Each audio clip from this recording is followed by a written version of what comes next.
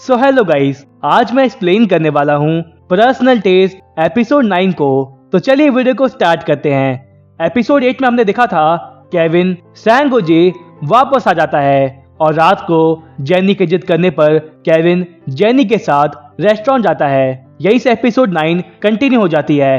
Kevin और jenny dinner करने के बाद अल्कोहल ड्रिंक करते हैं, लेकिन जेनी ने थोड़ी ज्यादा पी ली होती है। जिसके बाद जेनी केविन को स्टीव के बारे में बताने लगती है कि उसने मेरे साथ कितना बुरा किया।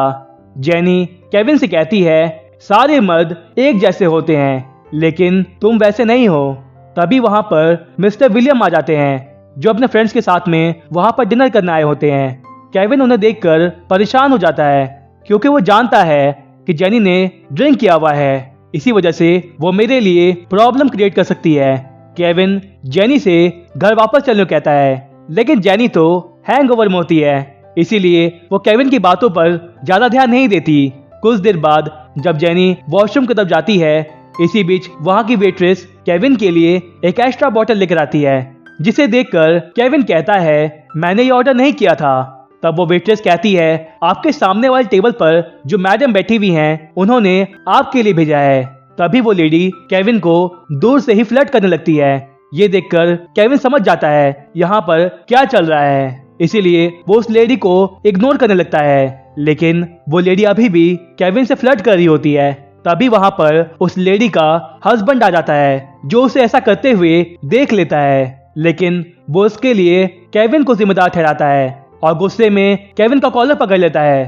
तभी वहां पर जेनी आ जाती है, जो कहती है तुम ये क्या कर रहे हो। तब वो आदमी कहता है मैंने अपने आंखों से देखा है, ये आदमी मेरी वाइफ के साथ में फ्लर्ट कर रहा था। ये सुनकर केविन गुस्से से कहता है तब तुम्हें अपनी आंखों को चेक कराना चाहिए। मिस्टर विलियम भी ये सब देख रहे होते हैं। जेनी कहती है केविन वैसा आदमी नहीं है। वो आदमी कहता है मैंने अपनी आंखों से देखा है, ये मेरी वाइफ के साथ में फ्लर्ट कर रहा था। तब जेनी चिल्लाकर कहती है ये ऐसा नहीं कर सकता, क्योंकि ये एक गे है।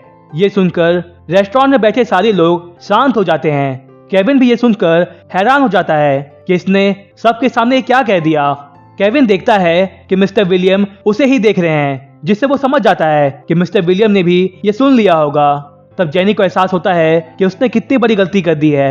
वो आदमी भी केविन को छोड़ देता है। जेनी बिल का पेमेंट करने जाती है कि तभी उसे याद आता है कि वो पैसे लाने भूल गई, इसीलिए केविन को इन सब चीजों का पेमेंट करना पड़ता है, जबकि जेनी इन सब चीजों का पेमेंट करने वाली थी।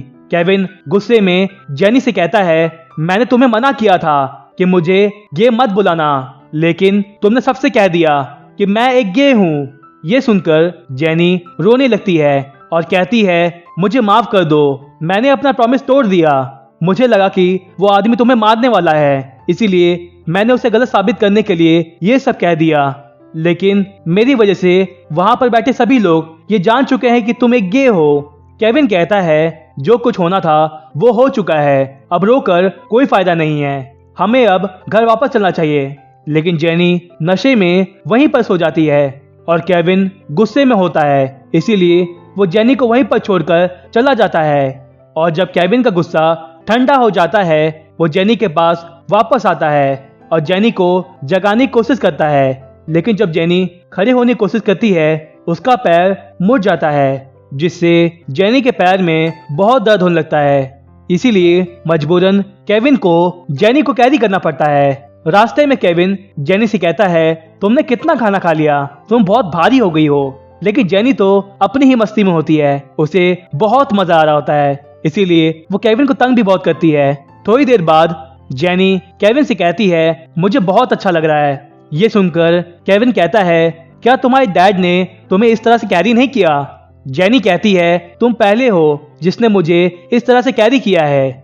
यहाँ पर हमें एक फ्लैशबैक दिखाया जाता है कि जेनी के डैड बहुत ही ज्यादा स्ट्रिक्ट थे, इसीलिए जेनी को कभी टाइम भी नहीं दिया। घर पहुंचकर केविन जेनी के पैर दबाता है, क्योंकि जेनी के पैर में बहुत दर्द होता है, जिससे वो चल भी नहीं पा रही होती। लेकिन जब केविन जाने लगता है, तब जेनी थोड़ी देर और पैर दबाने कहती है। ये सुनकर केविन गुस्से से कहता है मैं तुम्हारा नौकर नहीं हूँ। ये कहकर वो अपने कमरे में चला जाता है। लेकिन जेनी को इससे बहुत खुशी होती है कि उसे इतना अच्छा रूममेट मिला। केविन अपने आप से बात करने लगता है। इस लड़की ने मुझे मिस्टर विलियम के सामने ये बोल दिया और मैं इसके पैर दबा रहा हूँ। मुझे अपने काम में फोकस करना चाहिए। जिसके बाद केविन अपने काम पर लग जाता है। इसी तरह से ये रात बीत जाती है। अगले दिन सुबह जब जेनी की आंख खुलती है तब जेनी को कल रात की हरकतें याद आती हैं, जिसे याद करके जेनी डर जाती है और मन ही मन कहती है, मैंने कल रात को जो हरकतें की इसके लिए केविन मुझे छोड़ेगा नहीं। तभी केविन अपने कमरे से बाहर आता है और जेनी केविन को देखकर सोने का नाटक करने लगती है। हालांकि केविन जेनी को उठाने की कोशिश करता है, लेकिन जेनी अपने ड्रामा को कंटिन्यू रखती है। थोड़ी देर बाद केविन और बेन डैम आर्ट गैलरी के कंस्ट्रक्शन साइट पर जाते हैं, जहां पर डैम आर्ट गैलरी का प्रोजेक्ट बनने वाला है। केविन उस जगह को देखकर अपने मॉडल का स्ट्रक्चर इमेजिन करने लगता है और जब वो लोग जाने लगते हैं तभी वहां पर मिस्टर वेन आ जाते हैं, जो केविन से कहते हैं, तुम्हें अपने डैड के नक्शे कदम पर नहीं चलना चाहिए। मुझे पता है कि तुम ये सोचते होगे कि तुम्हारे डैड के साथ जो हुआ वो मेरी गलती थी, लेकिन तुम्हारे डैड के बर्बाद होने का कारण वो खुद थे। ये सुनकर केविन को बहुत गुस्सा आता है। केविन मिस्टर वेन से कहता है, आप बिल्कुल गलत हैं। मेरे डैड ने एक एम्प्लॉय पर भरोसा किया और उसे रेस्पेक्ट दिया, लेकिन बदले में उसने मेरे डैड को धोखा दिया। यही है मेरे डैड के बर्बाद होने का कारण। यहाँ हमें पता चलता है कि मिस्टर वेन पहले केविन के डैड के कंपनी में काम करते थे, लेकिन उन्होंने केविन के डैड को धोखा दिया। मिस्टर वेन केविन को डरा कर कहते हैं कि जो इंसान अपने बीते हुए कल को पकड़ कर रखता है वो कभी भी बड़ी चीजों को हासिल नहीं कर सकता। इसीलिए तुम्हें अपने बराबरी का काम ढूंढना चाहिए। केविन इसका जवाब नहीं देता क्योंकि अब वो मिस्टर वेन को अपने काम से जवाब देना चाहता है, क्योंकि वो जानता है कि जो इंसान अपनी पुरानी गलतियों से सीखता है वही अपनी जिंदगी में आगे बढ़ता है। वहीं दूसरी तरफ एमी और जूली केविन के ऑफिस आते हैं। उन दोनों ने एक जैसा हैंडबैग लिया होता है, जिसे देखकर वो दोनों एक दूसरे को जज करने लगते हैं। बातों ही बातों में जूली एमी से कहती है, मैंने तुम्हें पहले यहाँ नहीं देखा, तुम कौन हो?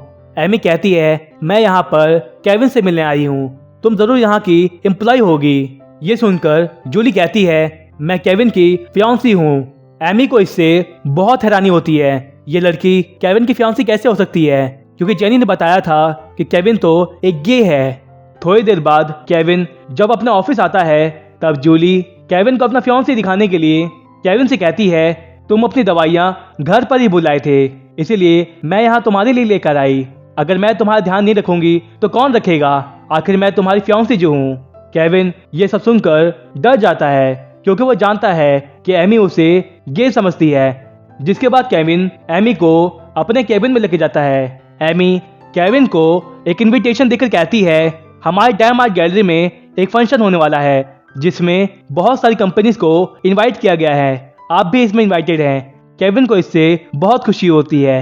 कुछ देर बाद एमी जाते वक्त केविन को बताती है कि मिस्टर विलियम का आज कोई अपॉइंटमेंट नहीं है, इसीलिए अगर तुम चाहो तो तुम अभी उनसे मिल सकते हो। केविन इसके लिए मान जाता है, क्योंकि वो मिस्टर विलियम से कल रात के बारे में बात करना चाहता है कि जैसा वो सोच रहे हैं वैसा कुछ भी नहीं है। इसीलिए केविन एमी के साथ डैम आर्ट गैलरी की तरफ निकल जाता है। जूली को ये समझ नहीं आता कि यहाँ पर क्या चल रहा है। वो जय से कहती है, तुम मुझे डेट करना चाहते हो ना, तो जल्दी से पता लगाओ कि केविन कहाँ पर रहता है। रास्ते में एमी केविन से कहती है कि सैंगोजे में जेनी के साथ रहना थोड़ा मुश्किल होगा। केविन कहता है, ऐसा बिल्कुल भी नहीं है, लेकिन मैं तुम्हारे लिए क्या कर सकता हूँ, तुम मेरी इतनी मदद कर रही हो। एमी कहती है, ज्यादा कुछ नहीं, बस तुम मेरे साथ एक डिनर कर लेना। केविन इसके लिए मान जाता है। कुछ देर बाद केविन और एमी डैम आर्ट गैलरी पहुंच जाते हैं, लेकिन स्टीव उन्हें देख रहा होता है और उन दोनों को एक साथ देखकर स्टीव को बहुत गुस्सा आ रहा होता है, क्योंकि उसे लगता है कि केविन एमी को अपने प्यार के जाल में फंसा रहा है। वहीं दूसरी तरफ सोफी जेनी से मिलने के लिए आती है। वो जेनी से कहती है कि तुम अभी क्या कर रही हो? जेनी कहती है, मैं अपना रिज्यूमे इंटरनेट पर अपलोड कर रही हूँ, क्योंकि मुझे पैसों की सख्त जरूरत है, इसीलिए मुझे एक जॉब चाहिए। ये सुनकर सोफी कहती है कि स्कॉट का क्या हुआ, क्या उसने पैसे नहीं दिए? जेनी कहती है, स्कॉट अभी मेरी उतनी बड़ी प्रॉब्लम नहीं है, बल्कि उससे भी बड़ी प्रॉब्लम खड़ी हो गई है। यहीं पर ये एपिसोड 9 खत्म हो जाती है। अगर आपको ये वीडियो पसंद आई है तो इस वीडियो को लाइक करिएगा और हमारे चैनल को सब्सक्राइब करिएगा। Thanks for watching.